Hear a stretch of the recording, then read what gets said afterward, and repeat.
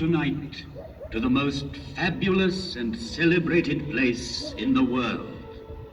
Here on the plateau of Gizeh stands forever the mightiest of human achievements. No traveler, emperor, merchant, or poet has trodden on these sands and not gasped in awe. The curtain of night is about to rise and disclose the stage on which the drama of a civilization took place. Those involved have been present since the dawn of history, pitched stubbornly against sand and wind. And the voice of the desert has crossed the centuries.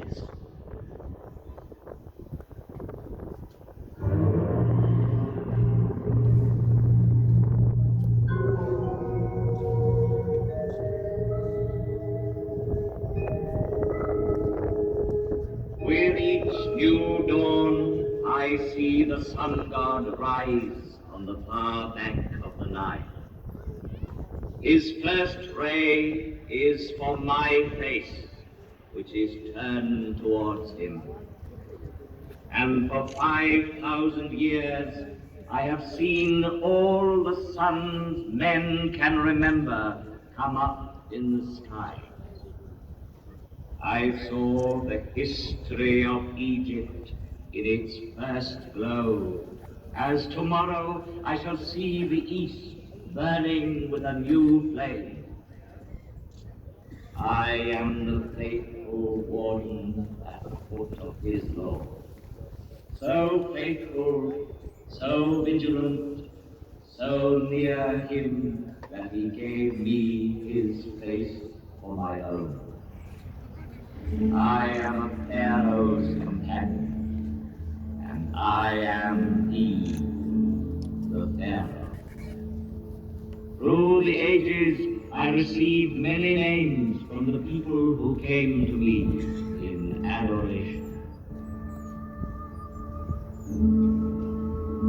Oh, Harmakis, you are my life's safeguard. Horus, protect me. Oh, great God, that I might see you every day. Lord of the desert, Lord of the heaven, sovereign of eternity. but the name which has remained with me is that given to me by a Greek traveler, the father of history, Herodotus. He called me Sphinx, as if I were from his land. And that name is now mine. Close to the Nile, I watch over the plateau of Gizeh, over all its monuments of modest or fantastic height. They are tombs.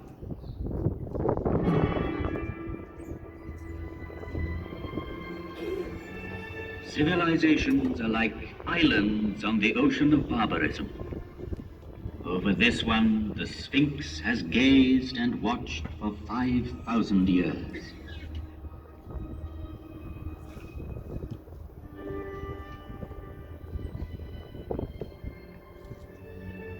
At the foot of such mountains of stone, everything becomes minute and insignificant. Man is an insect. And yet, it was men who built these massive monuments. And the names of pharaohs whose tombs they are have crossed the ages. Their glory has defeated time.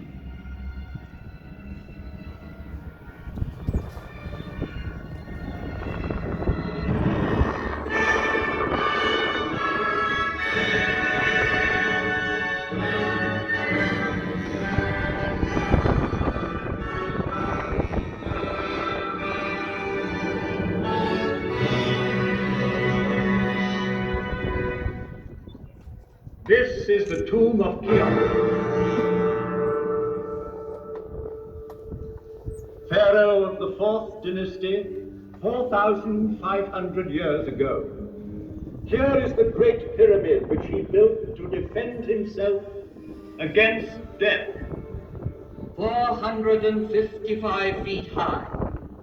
He achieved the building of the highest monument then known to man. The area it covers is vast enough to hold St. Peter's Cathedral in Rome, the cathedrals of Florence and Milan, Westminster Abbey and St. Paul's. 3 million blocks of stone, some of them weighing 30 tons, were assembled by Cheops' faithful workmen to achieve this fabulous construction. At the center of it, the pharaoh planned his inner chamber, where his mummy was to lie in splendor for eternity. At the foot of this pyramid, in the rock, a temple was built, and there were kept the barges of Cheops, the barges of night.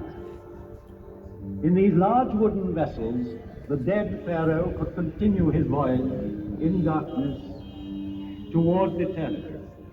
But all that remains of him is a small ivory figure, showing a noble face, the nose aquiline, the jaw determined, and the hieroglyphs representing the name he gave to his pyramid.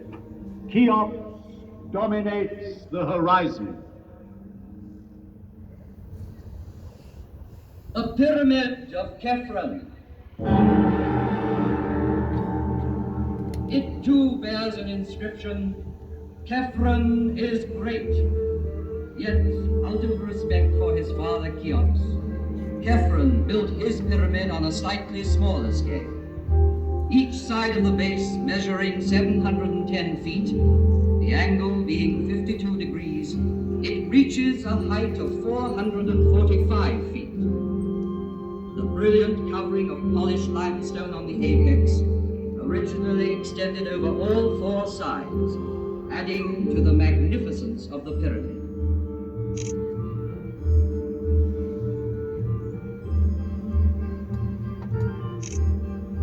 The face of Khephren has come down to us sculpted in green diorite streaked with white, a rare stone he brought back from an expedition.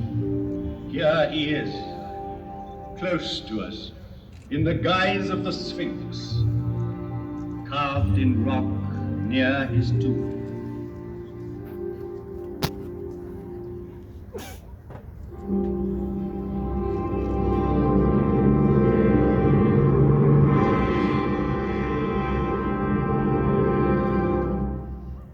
Mykerinos.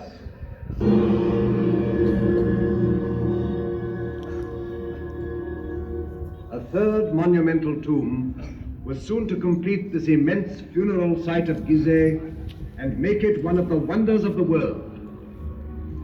Though smaller, the Pyramid of Mykerinos is perhaps the most impressive for being the culminating point of a vast design.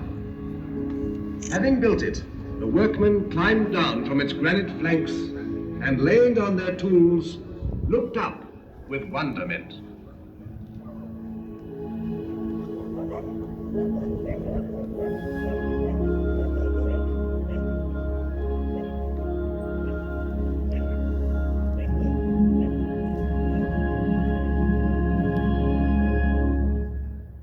Great and powerful was Memphis, the capital city in the plain which joined Upper and Lower Egypt. Great and powerful were the pharaohs, who on this side of the Nile built for eternity. Its aim accomplished, the 4th dynasty collapsed.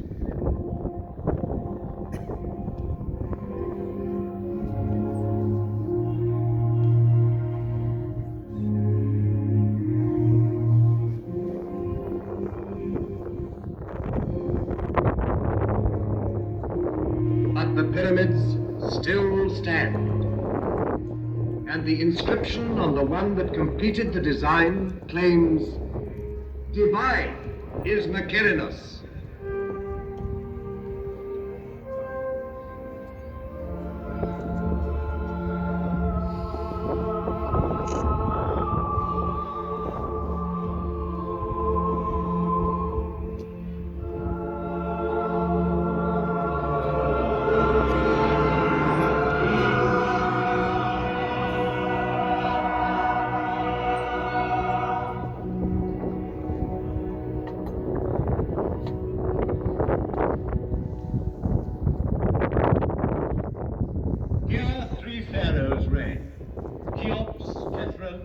and Mykerinus. Sarcophagi may be empty, wrappings unwound, yet Cheops, Kephren, and Mykerinus still reign, bearing the double crown of Upper and Lower Egypt. They reign over their court, buried round them, over these small pyramids where their queens lie, over the tombs of their ministers, over the whole hierarchy, sleeping forever. Chamberlains, high priests, buffoons, architects, courtesans, each in his proper place in these funerary chambers which are called mastabas. For this is a royal palace of the dead, with triumphal perspectives, pavilions, corridors, secret rooms, strong walls. It was a city of another world, approachable by the people only as near as the outer temples where their devotion led them. Coming from the Nile, one ascended by a monumental causeway built on the same colossal scale to the high temple where only the priests lived among the secrets of the mummies. They alone knew for what journey the great barges were being prepared at the foot of the tombs. A journey to the sun. A journey which had lasted 4,500 years.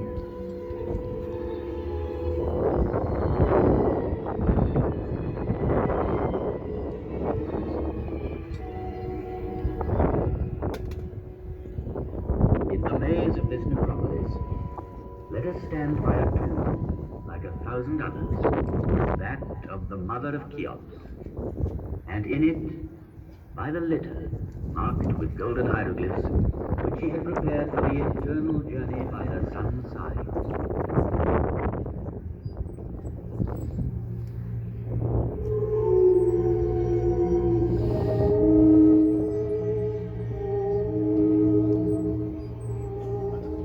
Neither wind, nor sand, nor centuries could ever entirely silence the voice of the desert.